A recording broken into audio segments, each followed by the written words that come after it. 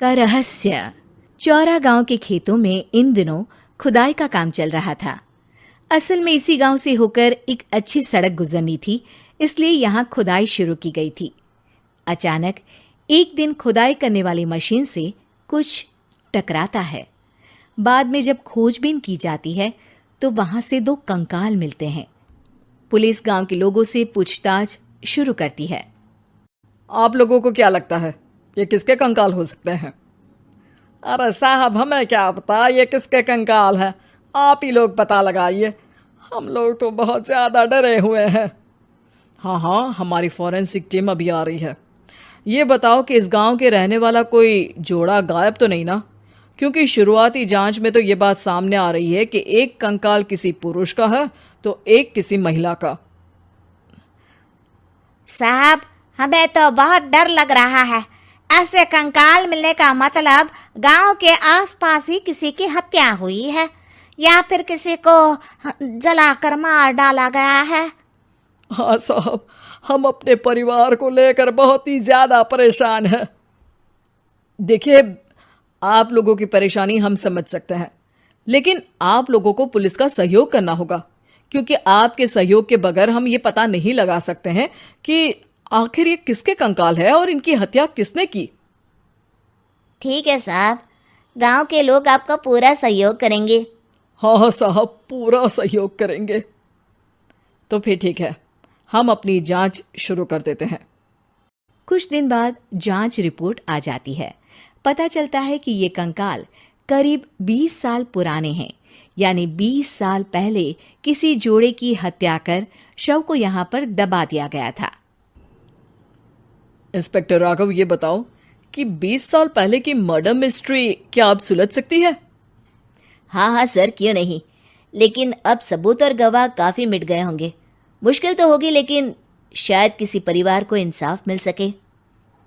Inspector Raghav, आप बिल्कुल सही कह रहे हैं। किसी परिवार को तो इंसाफ मिलेगा ही और किसी को उसके किए की सजा भी मिलेगी। जी सर, मैंने तो जांच शुरू भी कर दी है। 20 साल पहले इस गांव के 2 जोड़े अचानक कहीं गायब हो गए थे।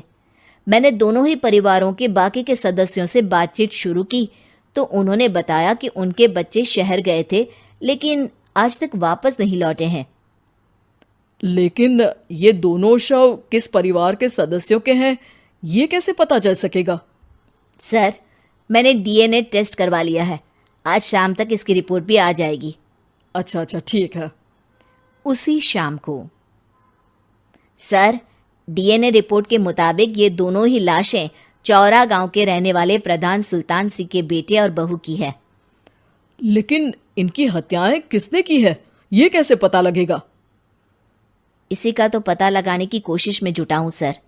आज सुल्तान सिंह से मिलने भी जा रहा हूं। मेरा बेटा और बहू तो मेरे लिए सिर्फ यादों में ही रह गए थे, हमें उनकी लाशें तक नहीं मिल सकी थी। आज 20 साल बाद उनके कंकाल मिले हैं, मैं अब किसके लिए जीऊं?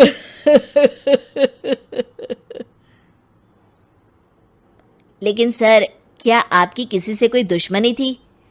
अपने बेटे बहू की हत्या के लिए आप किसे जिम्मेदार मान रहे हैं? अब मैं किसका नाम बोलूं? मेरी तो किसी से दुश्मनी नहीं थी, बस मेरे बेटे बहू को कोई वापस ला पाता।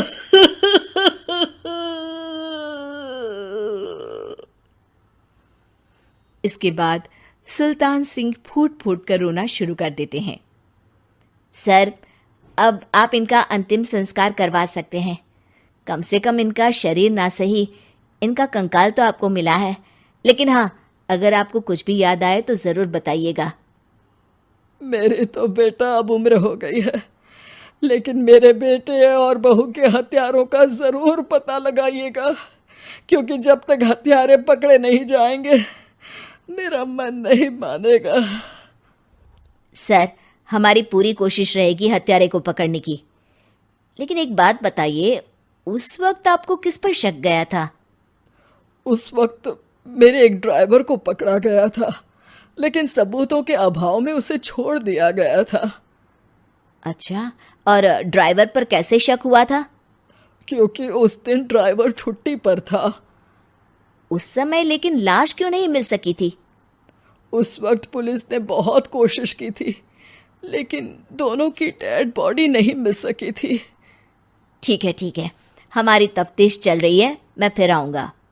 इसके बाद इंस्पेक्टर वहां से चला जाता है और सुल्तान सिंह अपने बेटे और बहू की याद में खो जाते हैं। कुछ दिन बाद सुल्तान सर, एक बात बताइए, जब आपके बेटे बहू की हत्या हुई थी, उसी के आसपास आपके ही गांव का रहने वाला एक और जोड़ा उसी वक्त गायब हो गया था ना? हाँ सर, अलका और अभिषेक, वो भी मेरे बच्चों जैसे ही थे। तो फिर वो कहाँ है? उनका भी आज तक पता नहीं चल सका, लेकिन बताते हैं कि कुछ साल पहले अभिषेक को गांव के ही किसी आदमी ने मुंबई में देखा था, लेकिन फिर वो गायब हो गया। यानी अभिषेक और अलका की हत्या नहीं हुई थी, बल्कि उन्होंने किसी वजह से खुद ही गांव छोड़ दिया था। हाँ, हो सकता है, क्योंकि अभिषेक मेरे बेटे संतोष का अच्छा दोस्त था और उसका मेरे घर भी आना जाना लगा रहता था। हो सकता है कि उसने मेरे बेटे और बहू के बारे में सुन लिया हो और ये गांव छोड़ दिया हो सकता है। उनके परिवार का कोई अब नहीं रहता क्या इस गांव में? अब तो कोई नहीं रहता। एक चाचा थे, लेकिन उन्होंने भी अपना पुश्तैनी मकान बेच दिया है। वो भी अब कहीं शहर में ही बस गए हैं। ओह, अभिषेक और अलका के बारे में भी पता लगाना होगा। हो सकता है कि वही इस हत्या के बारे में कुछ बता सके। हो तो सकता है, लेकिन वो बेचारे तो खुद ही वक्त के मारे थे, वो क्या बताएंगे। फिर भी सर, जब केस दोबारा खुला है तो जांच तो करनी ही पड़ेगी, और इस बार तो लाशें भी बरामद हुई है। कुछ दिन तक लगातार तफ्तीश चलती रही। एक दिन थाने से सुल्तान सिंह को फोन आता है। हाँ, कौन बोल रहा है? सर, मैं कांस्टेबल तुलाराम बोल रहा हूँ थाने से। आपको थाने आना पड़ेगा। थाने? लेकिन क्यों? सर, किसी की पहचान करवानी है। अच्छा ठीक है, मैं दोपहर तक पहुंचता हूँ। सुल्तान सिंह दोपहर में थाने पहुंचता है। कई पुलिस के अधिकारी वहां मौजूद रहते हैं। सर, आपके बेटे की हत्या का रहस्य आज शायद सुलझ जाए। अच्छा इंस्पेक्टर राघव, पर वो कैसे? सर, उस आदमी को देखिए, क्या वही अभिषेक है? सुल्तान सिंह की आंखों में हैरानी से आंसू आ जाते हैं। हाँ सर, यही अभिषेक है। ये आपको कहाँ से मिला? सिर्फ अभिषेक ही नहीं, बल्कि इसकी पत्नी अलका भी इसके साथ है। मैडम, जरा अभिषेक की पत्नी को लाइए। जैसे ही अलका को पेश किया जाता है, सुल्तान सिंह जमीन पर गिर जाते हैं। सुल्तान सर, क्या हुआ आपको? आप अलका को देखकर गिर क्यों गए? सुल्तान सिंह सर पकड़कर बैठ जाते हैं। ये अलका नहीं, बल्कि ये तो मेरी बहू रितु है। पूरा थाना एक दूसरे का मुंह देखने लगता है। क्या? इसके बाद हर किसी को दो कंकाल और हत्या का रहस्य समझ में आ गया। अभिषेक और रितु ने मिलकर संतोष और अलका की हत्या की थी और लाश को जमीन के नीचे दबा दिया था। आज 20 साल बाद इस हत्या का रहस्य खुल सका था कि अवैध प्रेम संबंध में 2 मासूमों की जान गई थी।